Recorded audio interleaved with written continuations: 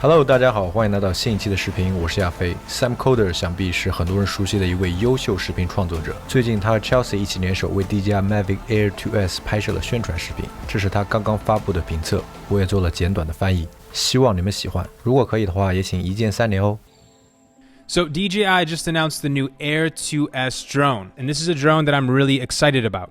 Now, one thing to mention is DJI is actually changing the name of this line of drones. They're no longer going to be referred to as the Mavic line. That's going to be reserved for the bigger drones. These ones are just going to be referred to as the Air line.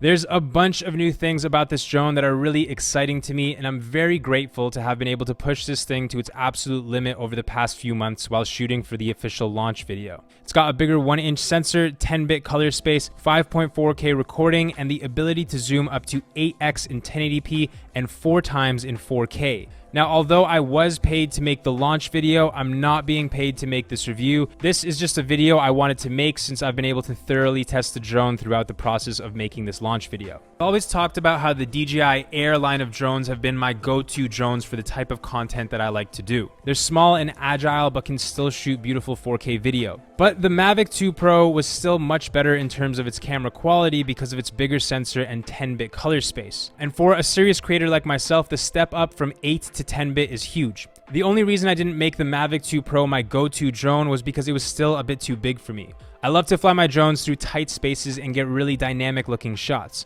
I'm also always traveling, so I like to have my gear as light as possible because I carry a lot of it with me pretty much all the time.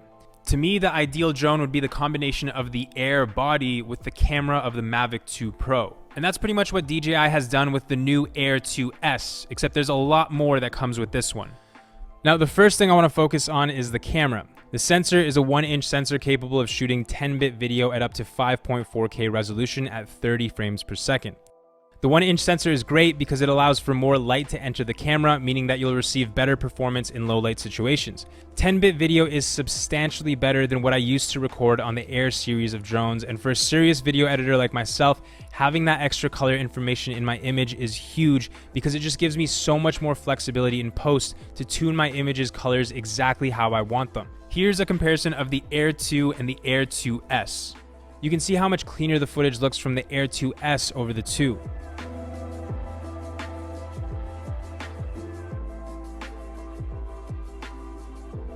.4K resolution is beautiful. I actually didn't understand how much resolution that was until I put the image next to a 4K clip and realized how much more resolution that actually is. With the added resolution, I'm able to crop in quite a bit and still maintain 4K resolution. I tend to crop in a lot in my editing style and actually animate the position of the clip to simulate gimbal movement on the drone. So the additional resolution is something that I really love to see and is going to make my life as a content creator and editor a lot more exciting. And of course, you can always downscale your 5.4K clips in a 4K sequence and have your 4K footage look even more beautiful. Now, the focal length of the lens is 22 millimeters, slightly wider than the previous Mavic Air 2 at 24 millimeters and Mavic 2 Pro at 28 millimeters. Having that wider angle is great, especially for someone like me who likes to fly in tight spaces. Now, if that's too wide for you, this drone also lets you zoom in. Now, you can't zoom in 5.4K, but if you switch to 4K, it'll allow you to zoom in up to 4x, and if you shoot at 1080p, it'll allow you to zoom in up to 8x. Now, the one thing about the zoom feature is it doesn't work in D-Log, which is the only picture profile that I shoot in. You have to go back into the normal picture profile in order to use this. Now, I'm hoping that there is going to be some kind of software update in the future that's going to let us zoom in D-Log, but even if that's not the case, it's not the end of the world because if you're like me and you need to shoot D-Log, 5.4K will allow you to zoom in quite a bit without losing much resolution. It was really great to be able to shoot at 4x in 4K on this little guy and be able to get such beautiful parallax. So the DJI Air 2S takes 20 megapixel photos just like the Mavic 2 Pro. I personally found the image quality to be really beautiful and actually prefer the image that comes out of this over the 48 megapixel images from the previous Mavic Air 2, and I'm really happy with the drone's photo performance. Now, the battery life of this drone is actually a little bit less than its predecessor, the Mavic Air 2. This one can fly for a maximum of 31 minutes, whereas the Mavic Air 2 was able to fly for 34 minutes. Now, of course, with this drone, we are getting a much higher quality image out of it, so the trade-off for 3 minutes is definitely worth it in my opinion. Just the fact that we're able to fly a camera in the sky that shoots 10-bit 5.4K for over 30 minutes is pretty insane.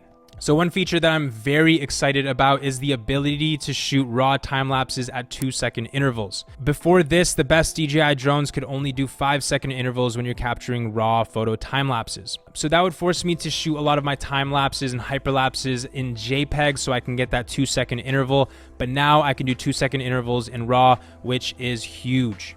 And finally, we have O3, which is OcuSync 3. With OcuSync 3 and an additional 2 antennas, giving us 4 antennas total, we're able to reach distances of up to 12 kilometers. That's 2 extra kilometers more than the previous Air 2 and the Mavic 2 Pro. I've flown this drone a lot over the past couple months, and the signal has been phenomenal. It's been able to transmit a 1080p image from very far away. I would say that this is probably the best performing drone that I've ever used to date in terms of signal transmission. So I get asked all the time, what's my go-to drone? And a lot of people think that it's my FPV drones nowadays. At this point, I'm still using normal drones like this more than FPV drones, so this is going to be my new go-to drone. In terms of general content creation, I would say that the DJI Mavic and Air lineup of drones has an advantage over FPV. With non-FPV drones like these, we can not only shoot video, but we can also shoot photos, time lapses, hyperlapses, and we can also just let them fly by themselves, which is honestly something that I do a lot. But that's pretty much my experience using this drone. I love this thing. I'm going to be using it all the time. I have a couple of them, and I know that my next drone reel is probably going to be full of clips taken on this drone. But that's pretty much it for this video. If you guys did enjoy it, make sure to leave a like and subscribe, and I'll see you in the next one.